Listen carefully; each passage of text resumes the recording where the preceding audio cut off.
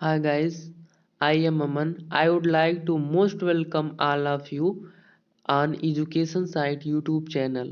हम लोग 12th board physics की पूरी सिलेबस को कंप्लीट करने वाले हैं। वीडियो के अंत तक बने रहिए जिसमें हम लोग इम्पोर्टेंट टॉपिक को कवर करने वाले हैं। आज का टॉपिक है गोली आवेशित वलय के कारण विद्युत क्षेत्र की तीव्रता। पहला हो गया ये। दूसरा है विद्युत द्विध्रुव। तीसरा है विद्युत द्विध्रुव आघूर्ण जिसे हम डाइपोल मोमेंट भी कहते हैं। चौथा है एक समान विद्युत क्षेत्र में विद्युत द्विध्रुव पर बलयुग्म का आघूर्ण। पांचवा है विद्युत द्विध्रुव के कारण विद्युत क्षेत्र की तीव्रता, जिसमें हम लोग अच्छी स्थिति और निरक्षीय स्थिति का अध्ययन करेंगे। जिसमें पहला है गोली आवेशित वलय के कारण विद्युत क्षेत्र की तीव्रता। चलिए स्टार्ट करते हैं।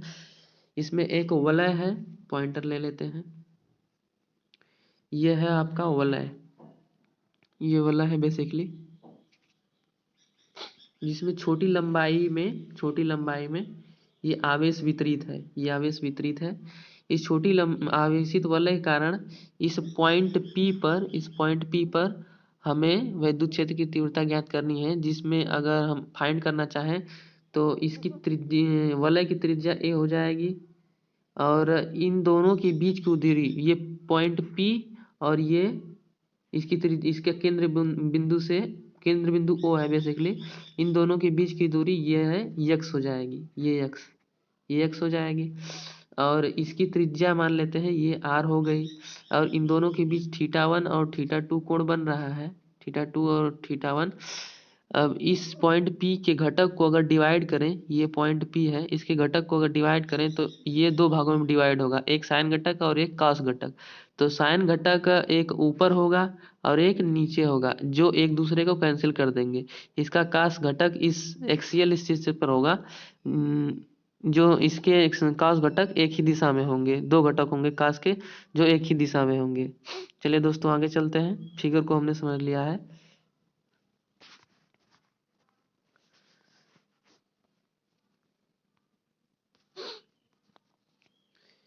ये मान लेते हैं इसका वलय की त्रिज्या ए है, इसकी वलय की त्रिज्या ए है। आवेश एक समांतराल में वितरित है। ठीक है। अल्प लंबाई के कारण विद्युत क्षेत्र की तीव्रता फाइंड करनी है। विद्युत क्षेत्र की तीव्रता ई के लिए ये हो जाएगा 1/4 पाई Q/R²। इसका साइन घटक निरस हो रहा है और इसमें हम केवल कॉस घटक ही उत्तरदायी मानेंगे क्योंकि कॉस घटक की वैल्यू हो रही है। आगे देखते हैं।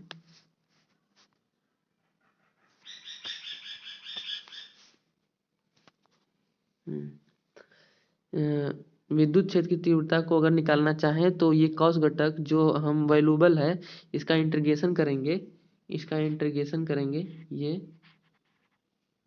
एक मिनट, इसका इंटीग्रेशन करेंगे और इसकी वैल्यू रखेंगे। तो d q into E equal to d q की वैल्यू रखेंगे तो 1/4 पाई के डी क्यू अपान R²। एक और ये कॉस घटक है और ये कांस्टेंट हो जाएगा। ये पूरी वैल्यू कांस्टेंट है, ये बाहर निकल जाएगी और बेसिकली हम इसका चार्ज क्यू का इंटीग्रेशन करेंगे। यहाँ एक हम वैल्यू देख लेते हैं ऊपर। एक मिनट, ये जो आर है, एक मिनट, ये एक पॉइंटर ले लेते हैं। ये आर है, इसको फाइंड करने के लिए यहाँ हमने इसकी वैल्यू रखी है। आर की वैल्यू है बेसिकली ये आर।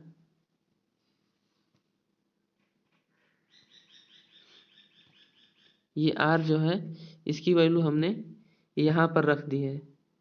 यहाँ पर इसकी वैल्यू A² + X² हो जाएगी और जिसको फाइंड मतलब सॉल्व करने के बाद ये वैल्यू निकल कर आती है E = 1/4 के QX A² + X² 3/2। ये पावर के रूप में जिसे हमने रेशियो फॉर्म में लिख दिया है।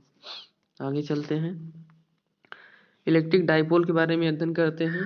यदि दो समान परिणाम एवं विपरीत प्रकृति के आवेश, दो समान परिणाम और विपरीत प्रकृति का मतलब एक प्लस पॉजिटिव चार्ज एक नेगेटिव चार्ज, एक दूसरे से अल्प दूरी पर स्थित हो तो आवेश के इस क्रिया निकाय को वैद्युत द्विध्रुव कहते हैं, वैद्युत द्विध्रुव कहते हैं। ये बेसिकली पॉजिटिव चार्ज, ये नेगेटिव चार्ज, इनके बीच की दूरी 2l मान ली गई है। इसमें वैद्युत द्विध्रुव का एग्जाम्पल दिया है, HCl है, NaCl है, N2O है, etc। इस प्रकार बहुत सारे हैं वैद्युत द्विध्रुव के आघूर्ण। अब हम वैद्युत द्विध्रुव आघूर्ण देखते हैं दो। ये बेसिकली हम वैद्युत द्विध्रुव पढ़ रहे थे पीछे के टॉपिक में। अब विद्युत द्विध्रुव आघूर्ण पढ़ेंगे। दोनों आवेशों में से एक आवेश का परिणाम एवं बीच की दूरी के गुणनफल को वैद्युत द्विध्रुव आघूर्ण बोलेंगे। इसे P से डिनोट करते हैं तो इसका फार्मूला हो जाएगा P = Q × 2l। ये विद्युत द्विध्रुव एक सदिश राशि है। इसकी दिशा माइनस आवेश से प्लस आवेश की तरफ होती है। इसका मात्रक कूलाम मीटर होता है।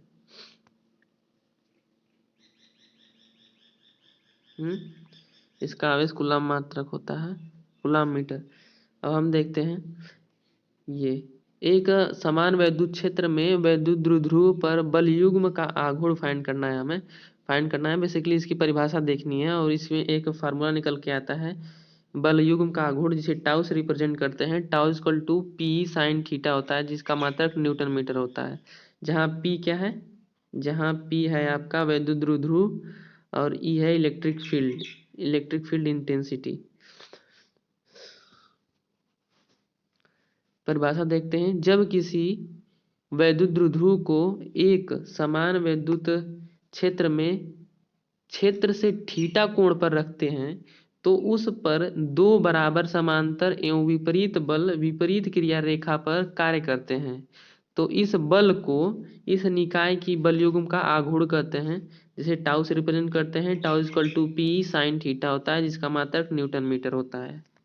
आगे चलते हैं, इसकी कुछ स्पेसिफिक कंडीशन है। थीटा की वैल्यू रखने पर कुछ अलग अलग वैल्यू प्राप्त होती हैं, जिसे देख लेते हैं। ये इंपॉर्टेंट है, ये पहला देखते हैं। यदि वैद्युत द्विध्रुव वैद्युत क्षेत्र की दिशा के समांतर दिशा में रखा हो तो थीटा की वैल्यू तो 0 हो जाएगी। तो थीटा की वैल्यू 0 रहेगी तो साइन थीटा में अगर 0 वैल्यू रखेंगे थीटा की, तो ये टाउ जो है बल युग्म का आघूर्ण, ये 0 प्राप्त होगा। दूसरा देखते हैं, दूसरी कंडीशन देखते हैं। अगर थीटा की वैल्यू हम 90 डिग्री रख दें तो 90 तो 1 होता है, तो ये मैक्सिमम बल युग्म का आघूर्ण प्राप्त होगा, जिसे टाउ मैक्स = P बोल देंगे। तीसरा देखते हैं, यदि वैद्युत द्विध्रुव वैद्युत क्षेत्र की दिशा के समांतर परंतु विपरीत दिशा में रखा हो तो थीटा की वैल्यू तो 180 होगी। 180 की वैल्यू साइन में 0 होती है, तो फिर से ये बल युग्म का आघूर्ण 0 हो जाएगा, अर्थात कोई कार्य नहीं होगा। वैद्युत द्विध्रुव के कारण वैद्युत क्षेत्र की तीव्रता फाइंड करें तो ये दो अक्ष पे प्राप्त होती है। एक अक्षीय स्थिति जिसे एक्सियल लेंथ बोलते हैं और एक निरक्षीय स्थिति होती है। तो एक्सियल लेंथ के बारे में बात करते हैं। एक्सियल लेंथ, ये पॉइंट हो गया आपका ए मान लेते हैं, और ये हो गया आपका B। अब इस पॉइंट पर हमें विद्युत क्षेत्र की तीव्रता निकालनी है, जिसे पॉइंट P बोल रहे हैं। तो अगर हम ये लंबाई L मान लें, ये L, और ये लंबाई बेसिकली हम R मान लें, तो ये इन दोनों लंबाई को मिलाकर ये हो जाएगा R + L हो जाएगा। अगर हम इस पॉइंट A से इस पॉइंट P तक विद्युत क्षेत्र की तीव्रता ज्ञात करना चाहें तो इस प्रकार ज्ञात होगा।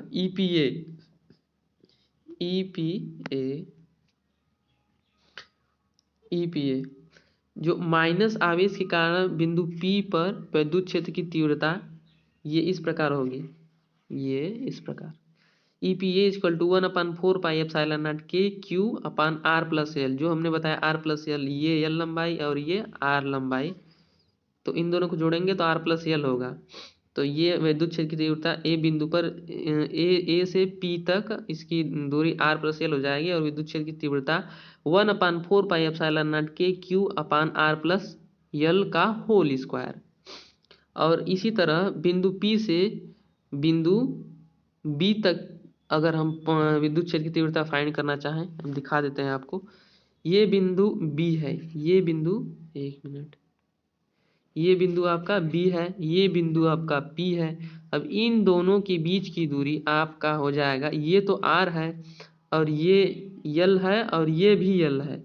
तो इस लंबाई को अगर इस R में से हम माइनस कर दें तो हमें बेसिकली मिलता है R माइनस एल मिलेगा, R माइनस एल मिलेगा। तो यही पर यहाँ पर दिखाया गया है, ये R की वैल्यू हमने, ये पूरा लंबाई की वैल्यू हमने R माइनस एल ले ली। तो बिंदु B से P तक अगर हम विद्युत क्षेत्र की तीव्रता फाइंड करें तो ये आपका 1/4 पाई एप्सिलॉन नॉट के क्यू अपान R माइनस एल का होल स्क्वायर प्राप्त होगा। तो इसलिए P पर परिणामी विद्युत क्षेत्र की तीव्रता हो जाएगी E equal to EPB minus EPA। इसे हम सॉल्व करेंगे, वैल्यू रखेंगे, ये तो कॉमन हो जाएगा, ये दिखा रहे हैं आपको, ये वैल्यू आपकी कॉमन होकर बाहर निकल जाएगी और रह गई वैल्यू ये वाली त्रिज्या वाली वैल्यू को हम माइनस करेंगे तो कैलकुलेशन करने के बाद हमें इतनी वैल्यू प्राप्त होगी। इस वैल्यू में ये वैल्यू देखिए, ये वैल्यू है आपकी द्विध्रुव आघूर्ण Q इंटू 2L। इसे हम P से, हमने बताया पीछे हम बता चुके हैं, इसे हम P से रिप्रेजेंट करते हैं, जिसे विद्युत द्विध्रुव आघूर्ण को बोलते हैं। अगर हम विद्युत द्विध्रुव आघूर्ण के रूप में लिखना चाहें तो ये बेसिकली P हो जाएगा और ये बचेगा 2। तो ये विद्युत क्षेत्र की तीव्रता हो जाएगी अच्छी स्थिति में 1/4 पाई एप्सिलॉन नॉट के 2P अपान RQ हो जाएगा। अब हम अगले टॉपिक की ओर बढ़ रहे हैं दोस्तों, निरक्षीय स्थिति। ये जो विद्युत द्विध्रुव आघूर्ण है, बल आघूर्ण, इसकी निरक्षीय स्थिति के बारे में अगर हम अध्ययन करें तो इस बिंदु, ये बिंदु हो जाएगा आपका A और इधर आपका B है। और इस पॉइंट P पर अगर हम विद्युत क्षेत्र की तीव्रता ज्ञात करें तो ये तो हमने R मान लिया, ये हमने L मान लिया, इधर भी L मान लिया, ये पूरी लंबाई 2L हो गई। अब इस लंबाई को अगर हम फाइंड करना चाहें तो ये R हो गया, ये L हो गया। तो यहाँ हम पाइथागोरस ट्रिपलेट अगर लगाएं, अगर हमें इसे x मान लें तो x की वैल्यू जो हो जाएगी √R²। x की वैल्यू ये बेसिकली यहाँ पर लिखी हुई है, एक मिनट,